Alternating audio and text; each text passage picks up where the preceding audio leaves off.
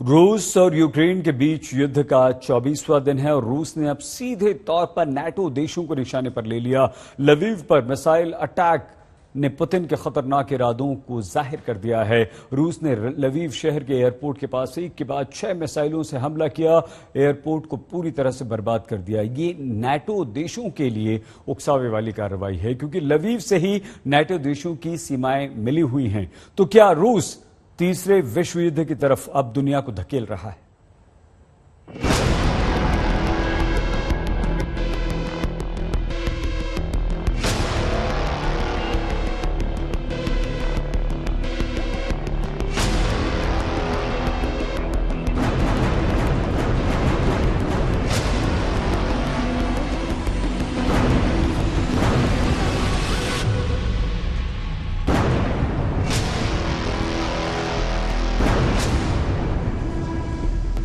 ये पुतिन की जंग वाली जिद है।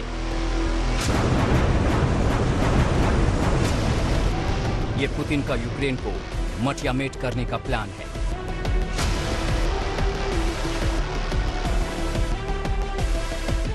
ये जंग दुनिया को मुश्किल में डाल देगी। ये लड़ाई विश्व युद्ध की तरफ जा रही है। जो रूस जंग के 23 दिनों तक पूर्वी और उत्तरी इलाकों से गोलों, मिसाइलों, रॉकेटों की बारिश करके यूक्रेन के एक एक शहर को जला दे रहा था, वो अब सीधे तौर पर दुनिया को धमकाने पर उतर आया है। पश्चिमी देशों के खिलाफ पुतिन ने अब सीधा दांव खेल दिया है। पहले आपको पुतिन की वो बात सुनवाते हैं जब जंग की शुरुआत में ही उन्होंने दुनिया को और खासकर नेटो देशों को ये चेतावनी दी थी कि कोई भी देश बीच में दखल अंदाजी न करे, वरना उनको वो नतीजा भुगतना होगा जिसकी उसने कल्पना तक नहीं की होगी।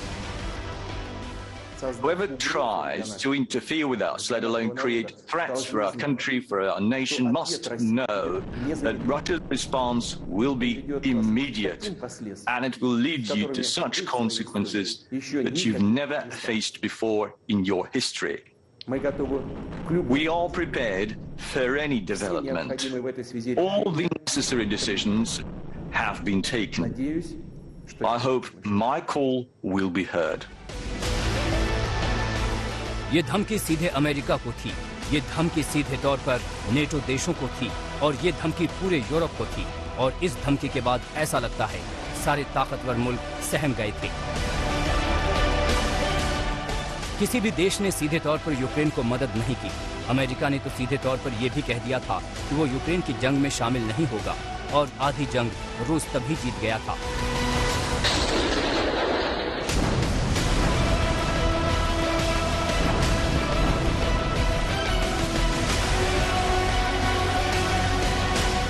लेकिन इसके बाद यूक्रेन और यहाँ के लोग रूस के खिलाफ खड़े हो गए। रूस ने उत्तरी, पूर्वी और दक्षिणी इलाकों से यूक्रेन पर बीते 23 दिनों में कई हमले किए, लेकिन आखिर 23वें दिन ऐसा क्या हुआ कि दुनिया सहम गई। तीसरे विश्व युद्ध के बादल मंडराने लगे। इसकी वजह समझने के लिए जरा इन तस्वीरों को देखिए। ये लवीव शहर की तस्वीरें हैं, यूक्रेन का पश्चिमी इलाके में पड़ने वाला एक शहर जो अब तक शांत था, लेकिन रूस ने इसके एयरपोर्ट के करीब के इलाके में एक के बाद एक 6 मिसाइलें दागी और इसके बाद ये शहर भी झुलसने लगा। हालांकि एयरपोर्ट तो बच गया, लेकिन एयरफोर्स के विमानों की मरम्मत करने वाला एक पूरा प्लांट तबाह हो गया। लवीव पर हमला खास मायने रखता है क्योंकि यहाँ से यूक्रेन को नेटो देशों की कुछ मदद मिल रही थी। कुछ मानवीय मदद भी लवीव के रास्ते ही यूक्रेन को मिल रही थी, लेकिन अब रूस ने सीधे तौर पर इस सप्लाई लाइन पर बड़ा धावा बोला है। हम आपको बताते हैं कि लवीव पर हमले के बाद विश्व युद्ध की आहट क्यों सुनाई पड़ रही है।